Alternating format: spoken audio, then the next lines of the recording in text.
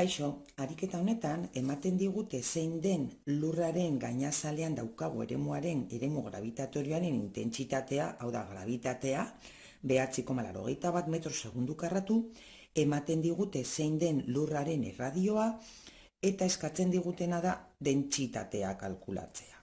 Bueno, honen antzeko beste ariketa bat egin dugu, 24, nik uste 25 eta ariketa ebatzia 2. Bueno, beste bideo batean daukazue horietako bat.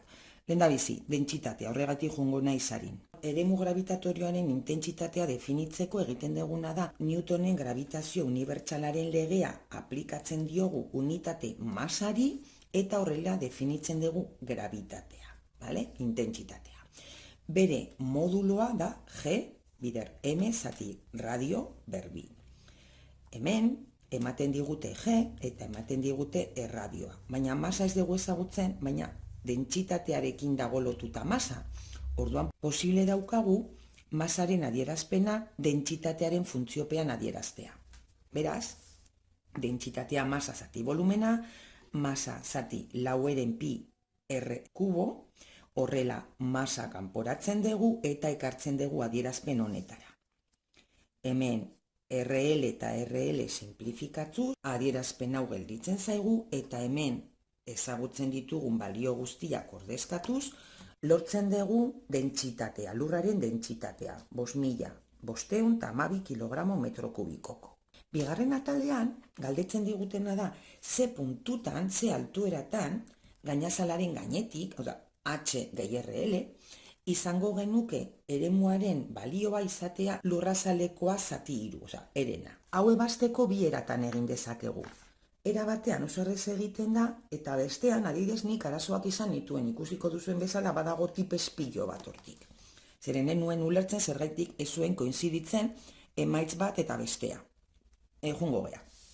Vale. Definitzen dugu G2 izatea G bat zati 3. Orduan, bi eratan, niretzat errezena eta niretzat da errezena, da esatea, bale, altuera hori berria izango da R2. Definitzen dugu izatea hasierakoaren eren bat.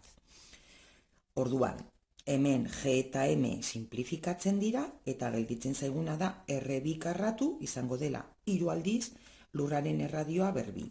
Hemen erroak hartzen ditugu bi aldeetan eta gelditzen da R azpi bi, hau da, zentrotik dagoen distantzia hori, bai, dela lurraren erradioa bider R3. Eta honek ematen du 1,1 bider 10 metrotara. Baina distantzia hau, hemen adierazten den bezala da lurraren zentrotik, eta ariketan galdetzen digutena da gainazaletik, H. Orduan egiten dugu kenketa, eta listo. Eta horrela oso erraz egiten da. Bigarren eran egiten duguna da berdintxu.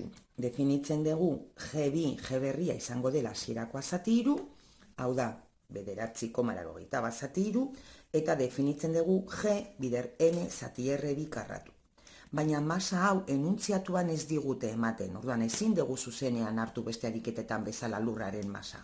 Ezin da. Ez dugu ezagutzen enuntziatuaren arabera.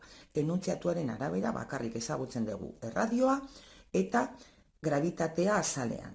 Orduan, egin behar duguna da, masa hau, lehen egin dugun bezala, bai, dentsitatearen funtziopean adierazi zeren dentsitatea ja kalkulatu dugu. Orduan, jartzen dugu horrela, eta lehen egin dugun bezala, izango genuke, laueren pi lurraren erradioa ber. 3 bider dentsitate hori. Zati R2 berbi. Nere arazoa zen hasiera batean simplifikatzen nituela hauek. Baina kontu zeren R2 ez da RL bezalakoa. Hemen izan da nere arazoa eta agian zuena ere bai. Baina hori da kontua, ez nahaztea RL eta R2. Horrela izan da, R2 ateratzen da lehen atera zaigun bezala 1,1 bider 10 Fijatu zaitezte, hemen jarri detela, hau da nire abizua kontuz, R2 ez da RL, ezin dira simplifikatu. Eta hau da dana, edozin zalantza baldin badaukazue, mesedez iruzkinetan utzi, eta erantzungo dizuet. Gero arte!